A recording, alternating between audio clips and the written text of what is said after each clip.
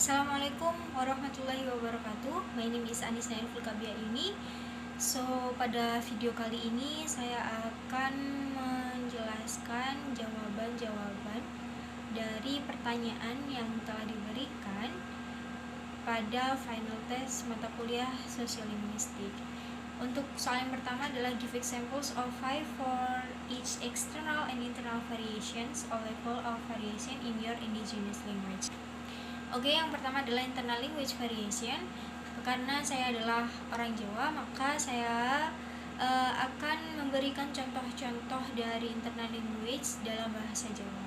Jadi sebelumnya kita ketahui dulu, yang pertama adalah phonological variation, yaitu variasi bahasa dalam hal bunyi. Fonologi adalah cabang ilmu linguistik yang mempelajari runtutan bunyi-bunyi bahasa. Yang kemudian fonologi dibagi menjadi dua macam. Yang pertama adalah fonetik dan yang kedua adalah fonemik. Fonetik mempelajari bunyi bahasa tanpa membedakan makna dan satuan terkecil fonetik disebut fon, sedangkan fonemik mempelajari bunyi bahasa yang memiliki fungsi sebagai pembeda makna dan satuan terkecilnya disebut fonem. Dalam bahasa Jawa, fonem yang dimiliki dialek Jawa Timur ada 26 buah, seperti yang dikatakan oleh Ahmadi di dalam Sujito dan kawan-kawan, bahwa jumlah fonem terdiri dari 6 huruf vokal dan 20 huruf konsonan. Lalu, sebagian fonem vokal dalam dialek Jawa Timur memiliki alofon, yaitu alofon adalah varian bunyi yang dihasilkan dari sebuah fonem. Jadi contoh phonological variation dalam bahasa Jawa ini seperti adalah fonem I memiliki alofon I, mili, dan milih. Dan yang kedua adalah fonem E memiliki alofon E sama E. Contohnya adalah melu dan dewi. Yang ketiga adalah fonem A, alofon A dengan alofon A, gawe, dan tibo. Gawe adalah membuat, sedangkan tibo adalah jatuh. Fonem O memiliki alofon O sama O, yang contohnya adalah obat dan kebun. Obat adalah obat-obatan, kebun adalah kebun dalam bahasa Indonesia. Kemudian fonem U memiliki alofon U, buri, yaitu dan tuku, payung. U sama O, tuku, payung. Poin kedua adalah tentang morphological variation, yaitu variasi bahasa dengan kata yang sama, berbeda bentuk tetapi memiliki satu fungsi yang sama. Contohnya adalah dari kata turu. Turu yang artinya adalah tidur. Kemudian memiliki bentuk-bentuk atau variasi dari bentuk turu itu adalah dituroke yang artinya ditidurkan, yang kedua adalah dituroni yang artinya ditiduri, yang ketiga adalah nuroake yang artinya menidurkan, yang keempat adalah nuroni yang artinya meniduri, kemudian keturon atau ketidur, turu yang artinya tidur terus, dan yang terakhir adalah teturu, tidur-tiduran. Nah, morfologi ialah cabang linguistik. Morfologi ialah cabang linguistik atau ilmu bahasa yang mempelajari tentang bentuk kata, perubahan kata, dampak dari perubahan itu terhadap arti dan kelas kata.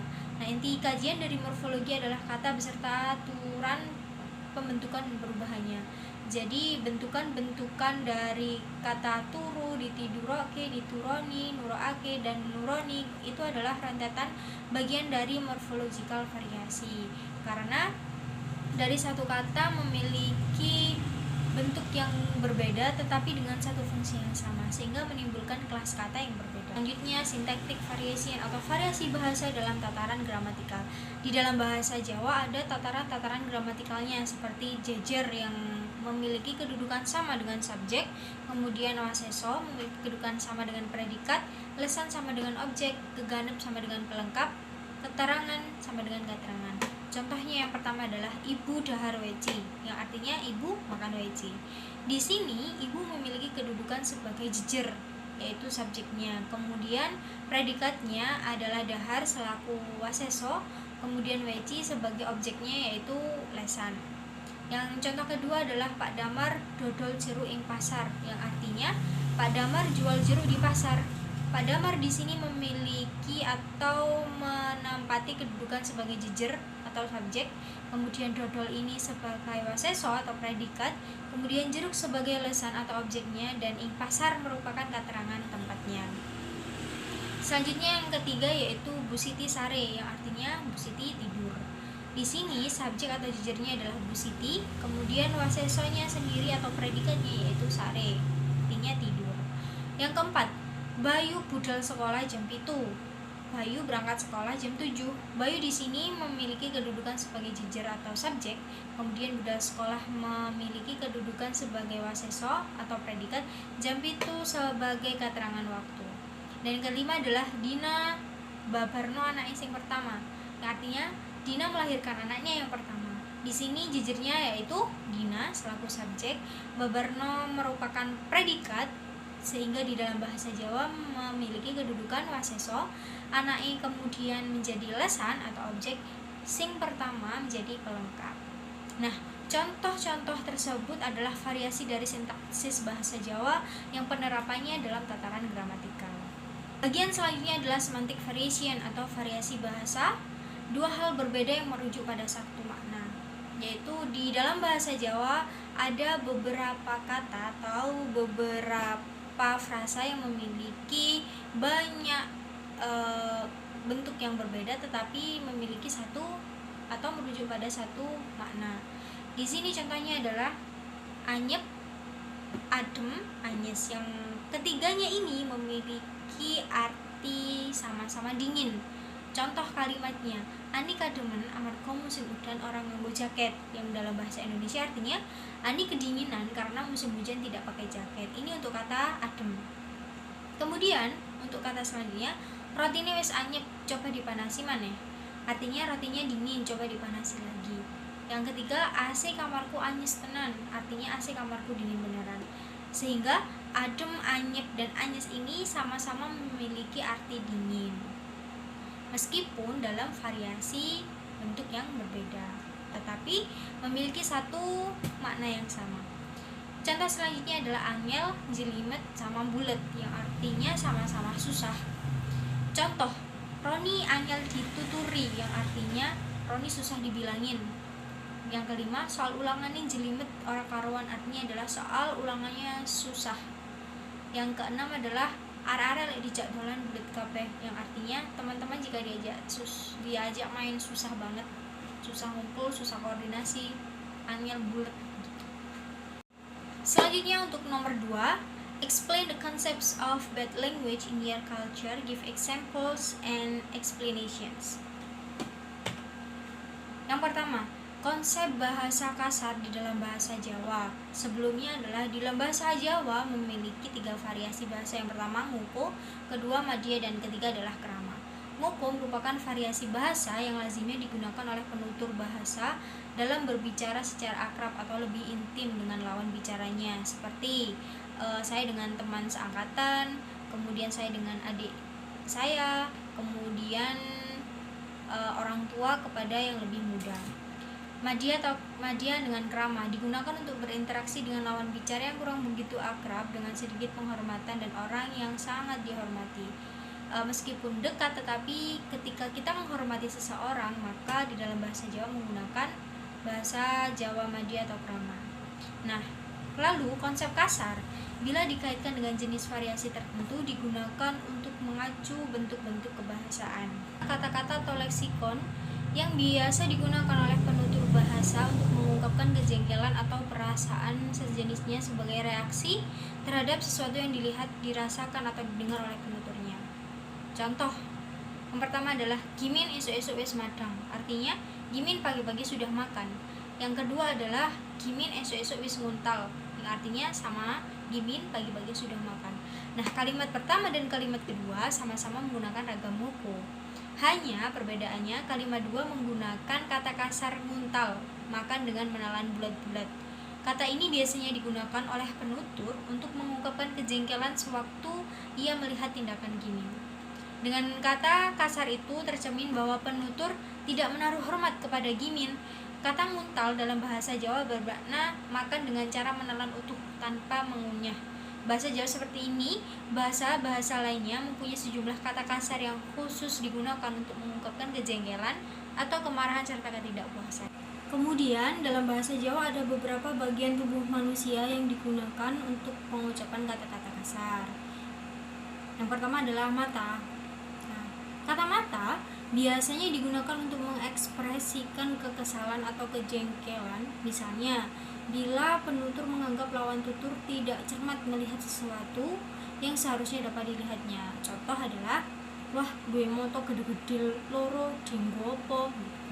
Yang artinya, wah punya mata besar-besar, gua tidak dipakai untuk melihat. Di sini penutur merasakan adanya kejengkelan karena ketika mempunyai mata tapi tidak digunakan dengan benar. Yang kedua adalah mulut atau cocot, cangkem, contoh. Dari sini pembicara dapat menderivasikan kata nyocot, nyangkem, dan nyontong seperti contoh. Dheweke pancen isone mung nyocot, yang artinya dia memang biasanya hanya berbicara, dia biasanya hanya mencela. Seperti itu. Yang ketiga adalah kaki. Kata kasar yang berkaitan dengan kaki dapat diungkapkan untuk menyatakan keadaan yang dianggap kurang pantas atau memprihatinkan. Misalnya, kaki yang bersepatu atau bersandal dalam situasi-situasi yang mengharuskan setiap diungkapkan dengan kata cekeran atau nyeker, seperti kaki ayam dan lain sebagainya. Contohnya adalah mbok sutange orang ngono kuwi, aku arep lewat. Kakinya sebaiknya tidak begitu, saya mau lewat. Kaki seseorang yang secara kebetulan mengganggu aktivitas seseorang yang hendak lewat sering disamakan dengan kaki belalang atau jangkrik, yaitu sutang. Yang keempat adalah kepala. Bila perasaan jengkel menimpa seseorang, ia seringkali tidak segan-segan menggunakan kata-kata kasar yang mengacu pada kepala orang yang menjadi sasaran kemarahannya. Kata-kata yang digunakan misalnya ndas, kepala, cungplung, tengkorak atau mati, gembolo, kepala layaknya ubi, gundul yang artinya kepala pelontos, atau adapun pemakaiannya dapat diperhatikan. Contohnya adalah dasmono, opo nikae, ada apa di kepalamu? Gembolomu kawit mau kok netei wae, artinya kepalamu sejak tadi menutupi pandanganku. Yang ketiga, gundule sopo kae kok orang ngalih-ngalih, kepala siapa itu kok terus menerus di sana. Yang keempat, wah cumplunge ambune kok perengus, wah mengapa kepalamu baunya seperti kambing. Yang kelima, wah gembolone isine opo ngono wae kok ora iso, wah apa sih isi kepalamu begitu aja nggak bisa. Nah, contoh-contoh tersebut adalah penggunaan kata kepala yang dalam bahasa kasar di bahasa Jawa. Lalu ada juga kata-kata kasar yang menggunakan pencitraan binatang, misalnya nyeker dari ceker kaki ayam, terus ngentung dari entung kepompong, ngoceh dari ocehan kicau burung, ngendok dari endok telur, kemudian ngurek dari urak atau meluluhkangi tanah. Assalamualaikum warahmatullahi wabarakatuh. My name is Anisna Infulkabia ini. Di sini saya akan menganalisis sebuah short movie in terms of cooperative principle, maxim violations, and its possible implications. Video yang saya analisis berjudul Doraemon dengan durasi sekitar 22 menit. Kita sudah tahu bahwa cooperative principle atau prinsip kerjasama adalah prinsip-prinsip yang membuat suatu percakapan menjadi lebih efisien dan lebih efektif. Menurut Grace, prinsip kerjasama atau cooperative principle ini terdapat 4 maksim. Lalu apa itu maksim? Jadi maksim ialah prinsip yang harus ditaati oleh peserta tutur ketika kita berinteraksi dalam upaya memperlancar sebuah komunikasi tersebut. Di dalam cooperative principle menurut Grace ada 4 buah maksim, 4 jenis maksim. Yang pertama adalah maksim kuantitas, yang kedua adalah maksim kualitas, yang ketiga adalah maksim relevansi, dan yang keempat adalah maksim cara. Maksim kuantitas menghendaki setiap penutur memberikan kontribusi yang secukupnya atau sebanyak yang dibutuhkan oleh lawan bicaranya. Informasinya relatif cukup dan seinformatif mungkin. Sedangkan maksim kualitas mewajibkan setiap penutur percakapan mengatakan sesuatu yang nyata dan sesuai dengan apa adanya. Kontribusi percakapannya ini berisi atau hendaknya didasari oleh bukti-bukti yang cukup dengan bukti-bukti yang nyata atau asli. Lalu maksim relevansi ini mengharuskan setiap penutur memberikan kontribusi yang relevan dan sesuai dengan apa yang dibicarakan, tidak keluar dari konteks. Lalu maxim manner atau maxim cara ini mengharuskan setiap penutur percakapan berbicara secara langsung, tidak kabur, tidak ambigu, jelas dan runtut. Oke, next kita akan membahas tentang realisasi mematuhi maxim yang ada dalam short movie Doraemon. Pada contoh pertama, Doraemon berkata, "Who's the person on this picture?" Kemudian Lottie menjawab atau merespon pertanyaan Doraemon, "Oh, that's Baron Eric van Munchausen, Manchester. He built this castle 500 years ago." Nah, di dalam percakapan tersebut Doraemon bertanya kepada Lottie siapa yang ada di foto tersebut. Kemudian Lottie menjawab bahwa itu adalah Baron Eric van Munchausen, nenek moyangnya. Beliau yang membangun kastil ini 500 tahun yang lalu. Percakapan tersebut menunjukkan bahwa mematuhi maksim kerjasama antara penanya dan penjawab, terdapat sinkronisasi. Jadi apa yang ditanyakan langsung dengan jawaban to the point-nya. Siapa yang ada di foto tersebut? Si Lottie menjawab, "Oh, dia Eric van Munchausen, nenek moyangku. Dia dulu yang membangun kastil ini 500 tahun yang lalu." Jadi tidak terdapat pelanggaran karena apa yang ditanyakan dan apa yang dijawab oleh masing-masing penutur memiliki relasi dan sesuai dengan konteksnya. Kemudian contoh kedua adalah, "Hey there, we're up here. Hello." Kemudian si Lottie menjawab, "Hi." Kenapa ini tidak melanggar prinsip kerjasama? Karena apa yang dikatakan Nobita dan apa yang dijawab oleh si Lottie ini sangat jelas. Jadi tanpa basa-basi, sehingga dengan demikian percakapan tersebut telah membuktikan memenuhi prinsip kerjasama. Contoh yang ketiga adalah Nobita berkata, "I feel bad. I wish I could buy mom and dad a new house." Kemudian Doraemon menjawab, "You can." Dia sedang sedih. Dia siapa? Nobita ini sedang sedih. Ia berharap bisa membelikan kedua orang tuanya sebuah rumah. Kemudian Doraemon membalas, "Kamu bisa." Jawaban yang sesuai dengan kuantitas, tidak berbelit, dan apa yang dikatakan si Nobita ini sesuai dengan kebutuhan. Maksudnya apa yang dikatakan Doraemon ini sesuai dengan kebutuhan yang diharapkan oleh Nobita. Begitu. Kemudian pada percakapan yang keempat adalah Doraemon berkata, "Anyone home? Would you like a tour please? Or maybe a brochure? Looks like nobody's home." Kemudian Nobita menjawab, "Yeah, I guess not." Pada percakapan tersebut Doraemon bertanya apakah ada seseorang di dalam rumah. Dia merasa bahwa rumah tersebut tidak ada orang. Kemudian respon dari Nobita, dia menjawab dengan tepat dan singkat, sehingga prinsip kerjasama yang terjadi dan tidak melanggar maksim dari kooperatif prinsipal tersebut. Contoh-contoh percakapan ini telah memenuhi unsur prinsip kerjasama menurut Grace, karena tidak ada yang melanggar maksim kuantitas, tidak ada yang melanggar maksim kualitas, ataupun maksim relevansi dan maksim cara, sehingga bisa dikatakan bahwa percakapan tersebut telah memenuhi prinsip kerjasama. Baik, selanjutnya kita menuju realisasi pelanggaran maksim yang terjadi di dalam short movie Doraemon. Yang pertama adalah pelanggaran maksim kuantitas. Contoh percakapannya, Nobita, "I thought he was pretty good. Hey, let's just go to take a look at it." Kemudian respon dari Doraemon, "Nobody, you need to be more realistic. Do you realize how far away it is?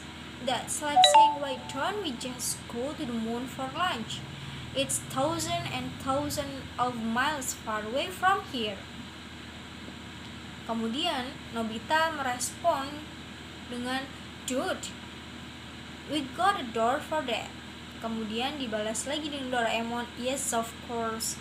The anywhere door and off we go." Nah, data di atas merupakan percakapan antara Nobita dan Doraemon, yang Nobita berpikir bahwa Jika sarannya cukup bagus dan ia mengajak Doraemon untuk pergi melihat apa yang ada di kastil tersebut. Lalu Doraemon berucap, "Tidak bisa. Kamu sepatutnya lebih realistis dong. Apa kamu gak sadar? Apa kamu tidak sadar betapa jauhnya itu? Itu sama saja dengan kita mengatakan kita akan pergi ke bulan untuk makan siang. Itu berjarak ribuan dan ribuan sangat jauh dari sini." Tuturan Doraemon ini melanggar maksim kuantitas karena kontribusinya terlalu berlebih dengan apa yang dikatakan oleh Nobita, sehingga tidak berimbang. Dan apa yang dikatakan Doraemon ini terlalu banyak, tidak sesuai dengan kuantitasnya. Maka bisa dikatakan bahwa tuturan tersebut melanggar maksim kuantitas. Contoh selanjutnya adalah pelanggaran maksim kualitas yang ada di dalam short movie Doraemon. Contoh percakapannya, "Joseph, here you are, Lottie. Why do you disappear like that? Don't cause me to worry." Lottie menjawab, "Oh hello, I just feel like taking a walk." Bla bla bla bla. Pada percakapan di atas melanggar maksim kualitas karena tuturan dari Lottie bermaksud lain, tidak pada fakta yang terjadi. Karena pada saat itu si Lottie sedang berbincang-bincang dengan Doraemon dan Nobita, sehingga tidak sesuai dengan kenyataannya. Itu bisa dikatakan bahwa melanggar maksim kualitas. Contoh yang kedua adalah Doraemon berkata, "You know this place is quiet mess." Kemudian respon dari Nobita adalah, "Guess we could clean it." Pada percakapan tersebut terjadi pelanggaran maksim kualitas karena pada awalnya Nobita mengira mereka bisa membersihkan kastil tersebut, namun pada kenyataannya dia tidak bisa membersihkannya. Di filmnya, di short movie-nya berkata demikian, sehingga tidak sesuai dengan kenyataan yang ada. Maka bisa dikatakan bahwa percakapan tersebut melanggar maksim kualitas. Selanjutnya adalah pelanggaran maksim relevansi. Kita ketahui bahwa maksim relevansi ini harus berkaitan atau berkesinambungan, jadi tidak keluar dari topik yang dibicarakan. Maka di sini terdapat pelanggaran maksim relevansi. Pada percakapan pertama adalah Nobita berkata, "This place super huge." Doraemon menjawab, "I think that must be the front door. It's unlocked. Come on here." Nobita kemudian menjawab, "But won't we get into the trouble?" Dan respon dari Doraemon, "Hey, they're trying to sell their castle. Wouldn't they want us to look around?" Di sini terjadi pelanggaran maksim relevansi karena yang pertama adalah pada kalimat "this place super hook" dan Doraemon merespon, "I think that must be the front door. It's unlocked. Come on here." Jadi apa yang dikatakan Nobita dan apa yang direspon oleh Doraemon ini tidak relevan sehingga melanggar maksim relevansi.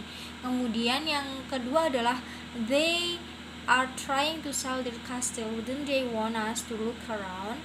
Pada awalnya Nobita berkata, "Kita akan kena masalah kalau kita tetap masuk." Kemudian Doraemon menjawab, mereka mencoba menjual rumah ini. Itu kan berarti bahwa mereka ingin kita melihat berkeliling, bukan? Ini melanggar maksim relevansi menurut saya karena tidak sesuai dengan konteks yang dibicarakan. Harusnya jika tidak ingin melanggar maksim relevansi, respon Doraemon terhadap "but won't we get into the trouble" harusnya adalah "no, we won't." Contoh yang kedua adalah Doraemon berkata, "How about a guided tour?" Nobita kemudian merespon, "So you know how in movies creepy old castle like this have monsters and scary stuff up here when you least expect it? Hope that doesn't happen." Ini melanggar maksim relevansi karena tuturan dari Nobita ini nggak relevan dan tidak nyambung dengan apa yang dibicarakan Doraemon. Doraemon berkata bahwa dia menawarkan sebuah tour guide, sebuah panduan ketika berkeliling-keliling. Namun respon dari Nobita malah dia bertanya, "So you know how in movie creepy old castle bla bla bla bla." Jadi percakapannya tidak relevan dengan apa yang dibutuhkan. The next one is pelanggaran maksim cara. Dalam cerita tersebut atau movie-nya, Nobita berkata pada kedua orang tuanya ketika dalam ruang keluarga, "Mom, Dad, your problem has been solved." Kemudian dadnya berkata, "Which one?" Nobita menjawab, "I found a cheap new place to move into." Kemudian ibunya merespon, "Exactly where is this place?" Nobita menjawab, "We're moving to Germany, baby." Kenapa percakapan ini termasuk dalam pelanggaran maksim cara? Karena tuturan Nobita memiliki makna yang kabur pada "I found a cheap new place to move into." Seharusnya jika tidak ingin melanggar maksim cara, dia hanya cukup menjawab "to German", not "I found a cheap new place to move into", sehingga terlalu bertele-tele dan memiliki makna yang kabur dan timbul pertanyaan-pertanyaan yang lain. Contoh kedua dari pelanggaran maksim cara adalah Doraemon berkata, "If you love this castle so much, then I don't really understand why you are trying to sell it." Kemudian Lottie merespon, "Well, you know, I wish I didn't have to, and it breaks my heart, but it just become too expensive for me to keep up." Tuturan yang dikatakan Lottie ini tidak teratur dan lebih belibet sehingga masuk ke dalam pelanggaran maksim. Harusnya dia cukup menjawab, "Yeah, it's up to me." And that's it. Jadi kesimpulannya dari short movie Doraemon tersebut, beberapa tidak melanggar prinsip kerjasama dan beberapa lagi melanggar maksim kuantitas, maksim kualitas, maksim relevansi, dan maksim cara. So I think that's all. Thanks for watching. See you next time.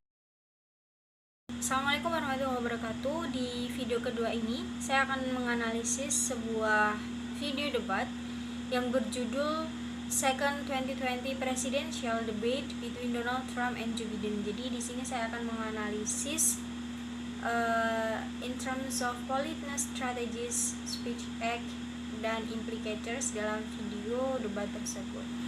Jadi analisis video yang berjudul Second 2020 Presidential Debate between Donald Trump and Joe Biden ini akan membahas tentang sopan santun, tindak tutur, dan kemungkinan ujaran implisit dalam isi debat calon presiden Amerika Serikat periode 2021 sampai 2026 maksudnya. Debat yang berlangsung selama 2 jam ini membahas banyak topik spesifik dan bagaimana kedua calon presiden Amerika Serikat ini, Donald Trump dan Joe Biden, menanggapi kasus atau isu terkait dengan bijak. Topik yang dibahas antara lain bagaimana kedua calon presiden Amerika Serikat ini memimpin Amerika, tentang bagaimana penanganan kasus COVID-19 dan kebijakan lockdown menjawab keresahan orang tua di Amerika untuk masuk sekolah di tengah pandemi COVID-19, isu orang kulit hitam di Amerika, keamanan nasional, pemilihan umum dan Cina, keluarga Amerika, kemiskinan dan bantuan negara, imigrasi, perubahan iklim, dan lain-lain sebagainya. Nah, ada beberapa bagian yang dapat dianalisis dengan politeness, strategy used, speech act, dan implicators.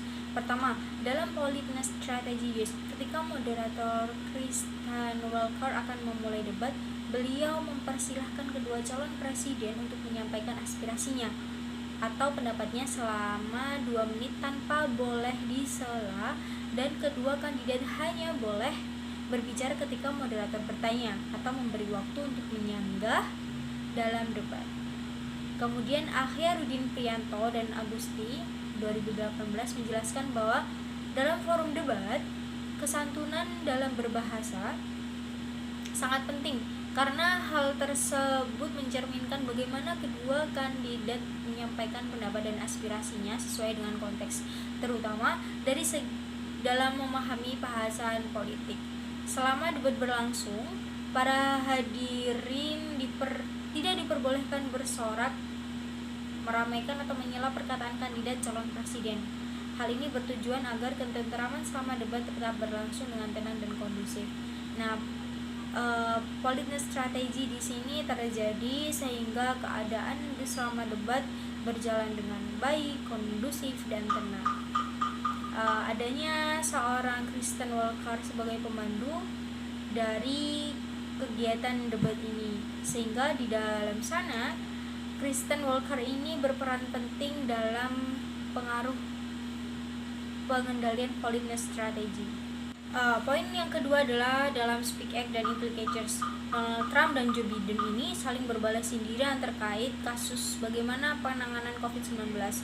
Nah, Donald Trump enggan melakukan lockdown dengan melontarkan sindiran pada Joe Biden dengan mengatakan kita tidak bisa melakukan penutupan pada negara kita tidak bisa mengunci diri kita sendiri di ruang bawah tanah seperti yang dilakukan oleh Joe. Sindiran yang dilakukan Donald Trump ini kepada Joe Biden ditinjau dari segi pragmatiknya. Yul dalam Akhirudin Priyanto dan Agusti 2018 menjelaskan bahwa pragmatik tidak hanya menginterpretasikan makna, namun juga bagaimana seseorang menyampaikan kalimatnya sesuai dengan konteksnya.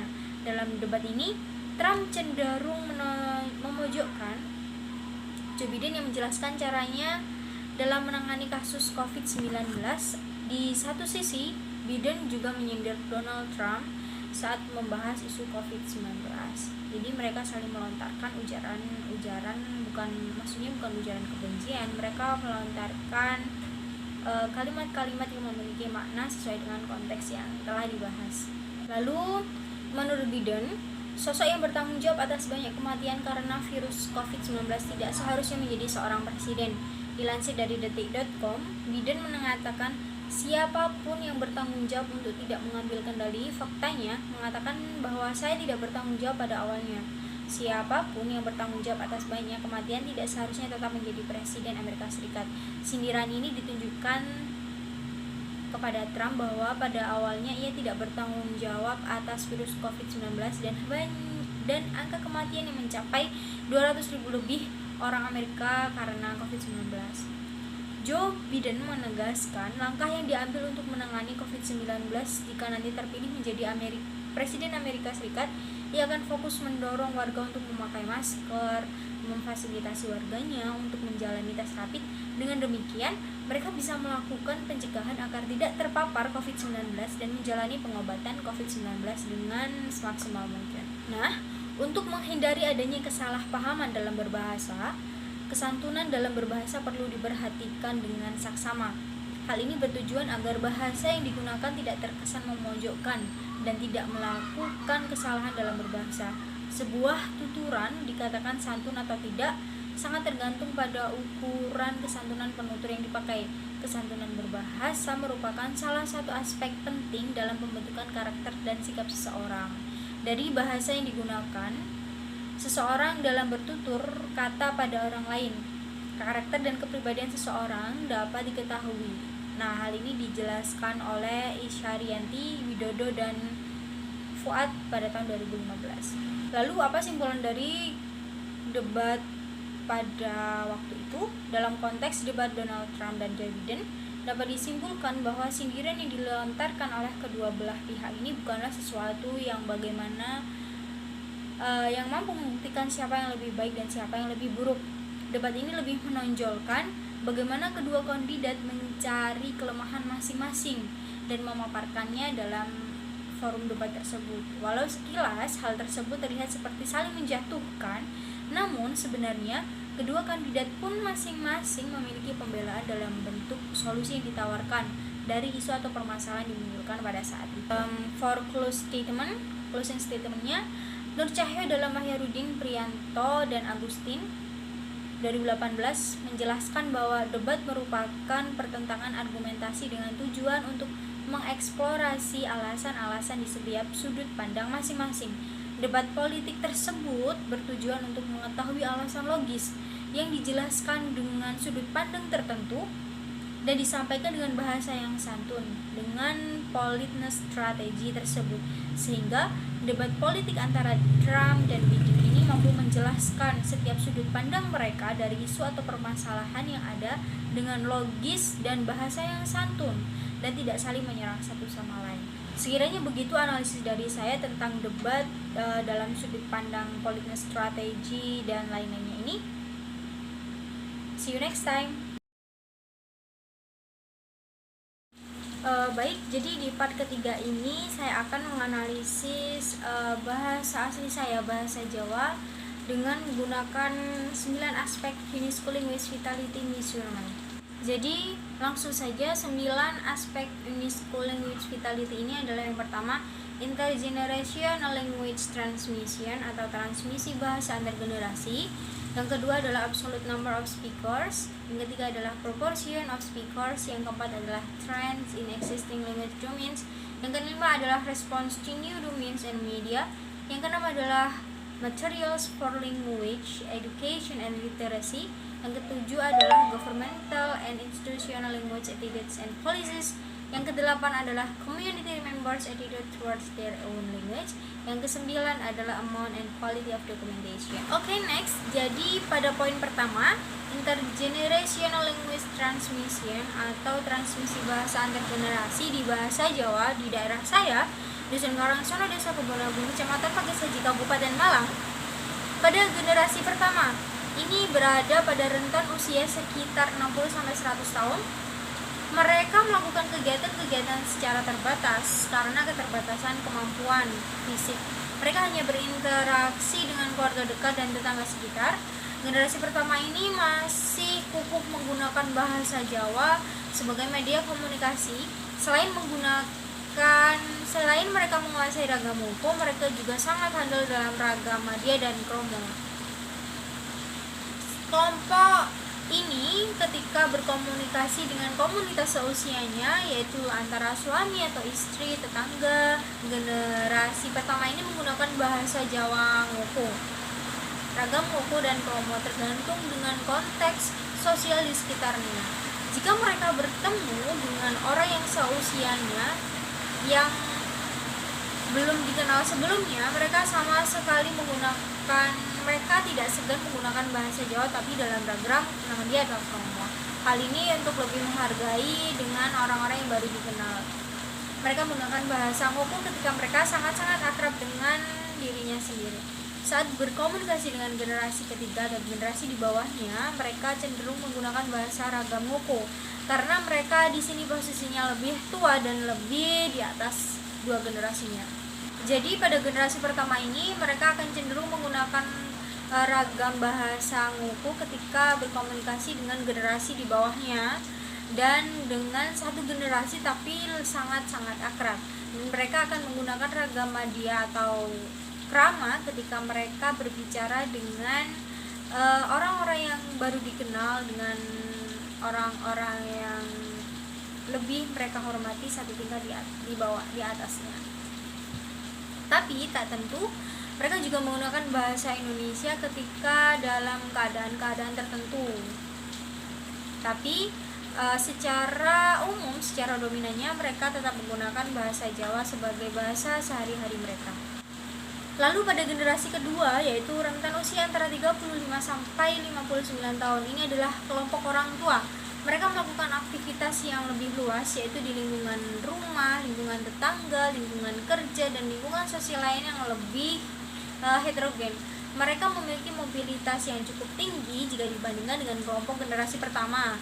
Mereka berinteraksi dengan anak, menantu, cucu, bapak, ibu, sanak saudara, tetangga, dan teman di luar lingkungannya. Mereka masih mengikuti kegiatan-kegiatan sosial kemasyarakatan di lingkungan yang cukup luas karena dari segi kemampuan fisik mereka masih sangat-sangat mampu.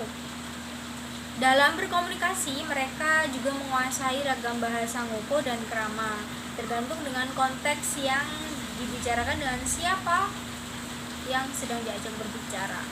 Tak hayal juga, mereka juga menguasai bahasa Indonesia sebagai bahasa nasionalnya. Namun dalam praktek kesehariannya, bahasa Jawa menjadi dominan dan menjadi pegangan ketika mereka berbicara dan berkomunikasi.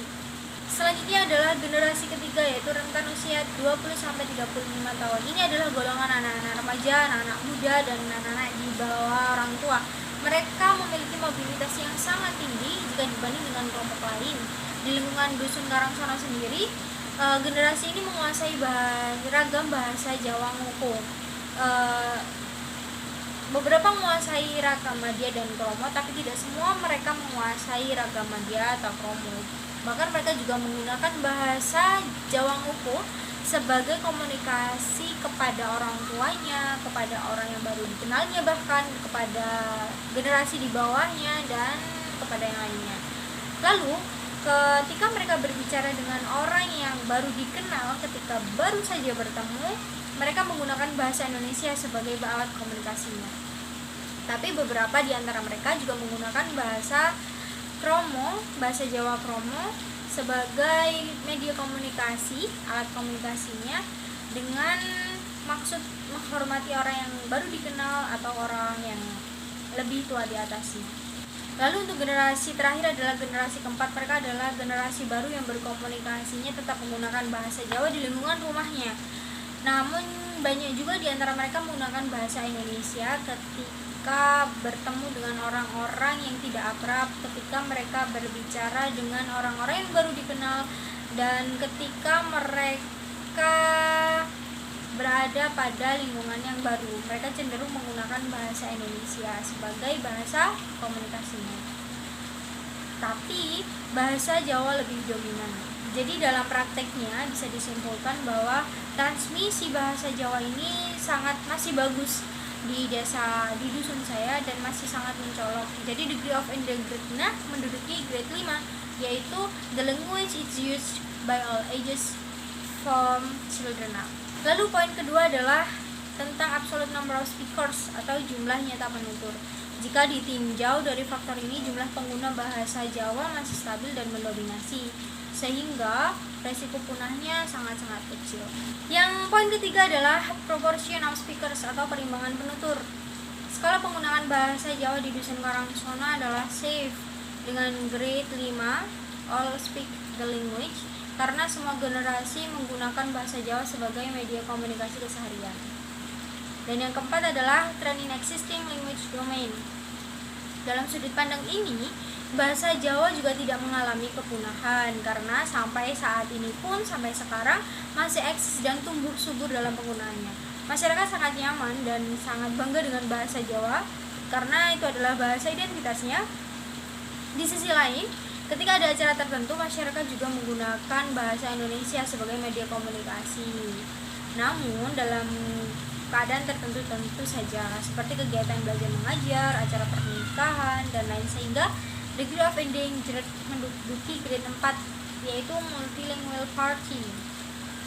Two or more language may be used in more social domains or for more functions. Jadi satu atau dua bahasa masih digunakan ketika dalam keadaan tertentu. Poin kelima adalah response to new domain and media, respon terhadap ranah baru dan media. Respon masyarakat Dusun Karangsana ini terhadap bahasa baru tidak berubah terhadap bahasa Jawa. Kekuatan bahasa Jawa masih mendominasi meskipun dalam kondisi tertentu masyarakat menggunakan bahasa Indonesia sebagai bahasa nasional. Contoh, masyarakat tetap menggunakan kata TV untuk benda televisi, kemudian kulkas untuk lemari es, namun ada istilah baru yaitu printer yang artinya adalah mesin cetak. Meskipun dengan adanya media baru dan bahasa baru tersebut, masyarakat masih mendominasi bahasa Jawa sebagai bahasa aslinya, jadi tidak mengurangi esensi dari bahasa Jawa itu sendiri. Dengan demikian, degree of endangerment-nya adalah robust atau aktif dengan grade 4 karena bahasa Jawa digunakan kebanyakan dominan. Kemudian yang ke-6 adalah materials for language educational dan literacy, materi untuk pendidikan dan literasi bahasa. Pendidikan bahasa Jawa telah ada di sekolah formal saat ini.